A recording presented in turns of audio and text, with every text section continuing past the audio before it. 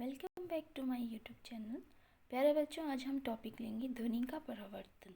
ध्वनि का परावर्तन होता है कि जो साउंड है वो वापस रिफ्लेक्ट होती है, परावर्तित होती है। तो प्रकाश का परावर्तन की भांति इसका ध्वनि का जो परावर्तन ठोस या द्रव की सतह से सेम ही होता है। परावर्तन के उन्हीं नियमों का पालन करती है जो हमने छोटी क्लासेस में पढ़े हैं, ठीक है। और परावर्तक सतह पर खींचे गए अभिलंब तथा ध्वनि के आपतन होने की दिशा तथा परावर्तन होने की दिशा के बीच बने कोण आपस में बराबर होते हैं और ये तीनों दिशाएं एक ही तल में होती हैं।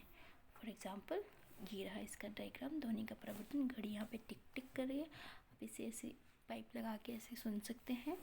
दीवार मेज से परावर्तित होकर यहाँ पे इसकी साउंड सुनाई देती है। नेक्स्ट है प्रतिध्वनि। प्रतिध्वनि होती है एको। जब हम किसी पहाड़ी से ज़ोर से चिल्लाते हैं तो कुछ देर बाद वही आवाज़ हमें सुनाई देती है, तो ये प्रतिध्वनि कहते हैं। तो इसका मेन रीज़न ये है कि हमारे मस्तिष्क में ध्वनि की संवेदना केवल 0.1 सेकंड तक बनी रहती है। स्पष्ट प्रतिध्वनि सुनने के लिए मूल ध्वनि तथा परावर्तित ध्वनि के बीच कम से कम 0.1 सेकंड का समय अंतराल अवश्य होना चाहिए।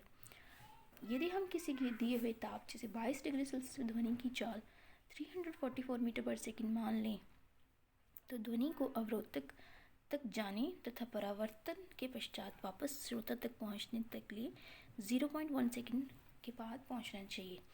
अतः श्रोता से परावर्तक सतह तक जाने तथा वापस आने में ध्वनि द्वारा तय की गई कुल दूरी कम से कम 344 मीटर पर सेकंड इंटू 0.1 सेकंड 34 मीटर होनी चाहिए। अतः स्पष्ट प्रतिध्वनि सुनने के लिए अवरोधक की ध्वनि स्रोत से न्यूनतम दूरी ध्वनि द्वारा तय गई कुल दूरी का आधा अर्थात 17.2 मीटर अवश्य होना चाहिए। ये दूरी वायु की ताकत बदल जाती है तो उतनी दूर से वो एको हो जाता है।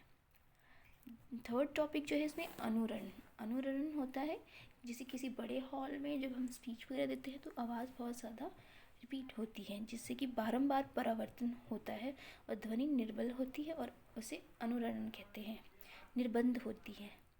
ओके, इसके लिए क्या किया जाता है कि जो साउंड एब्जॉर्बिंग मटेरियल होते हैं, फाइबर बोर्ड या ये वो लगे होते हैं जिससे कि साउंड एब्जॉर्ब हो जाए।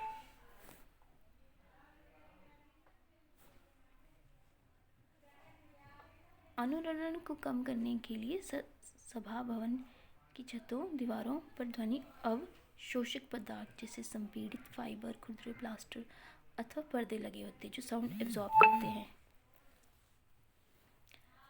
ओके, सीटें भी वैसी गद्देदार होती हैं कि वो साउंड एब्जॉर्ब कर सके, तो ये अनुरणन ना होए। तो आपके ये 2 टॉपिक है, तो आपने यह करना है ध्वनि का प्रतिध्वनि, परावर्तन और अनुरणन, तीनों की परिभाषा याद कर लेनी है। And thank you for watching.